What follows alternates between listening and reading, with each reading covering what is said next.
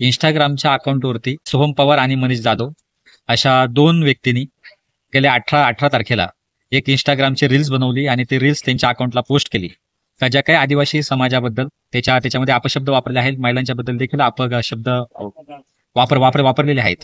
या मुद्द्याला घेऊन ॲट्रॉसिटी ॲक्ट 1989 या कायद्याअंतर्गत त्यांच्यावरती गुन्हा दाखल करावा अशी 295, 499 आणि 500 अशा सर्व कलमांच्या अंतर्गत ही जी काही घटना आहे, या घटनेच्या अंतर्गत त्या व्यक्तीवरती सदर जे काय बोललेलं आहे तर त्या बोलण्यावरती त्या व्यक्तीवरती गुन्हा दाखल होतो. त्याच्यामुळे आम्ही दोन्ही पण संघटना, जर कोणी असा अपशब्द जर वापरणार असेल, अशी खालच्या पाच्याला जाऊन जर टीका करणार असेल आणि एखाद्या समाजाची जर तो बदनामी करणार असेल तर ही गोष्ट अतिशय घातक आहे. आणि जो काही सर्व जे काही जाती धर्म आहे तर यांना पुढे घेऊन ती जाणार नाही.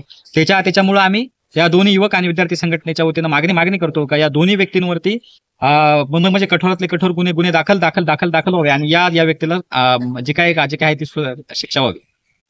आज जुन्नर पोलीस स्टेशन येथे 18/9/2025 रोजी दोन व्यक्तीने, त्यांची नावे आहेत सोहम पवार आणि मनीष जाधव, या सदर व्यक्तीने आदिवासी समाजाबद्दल अपशब्द वापरले आहेत. त्याची व्हिडिओ सोशल मीडियावरती इंस्टाग्राम अकाउंटवरती अपलोड केलेली आहे. तरी जुन्नर पोलीस स्टेशन येथे स्टुडंट फेडरेशन ऑफ इंडियाच्या वतीने निवेदन दिले आहे.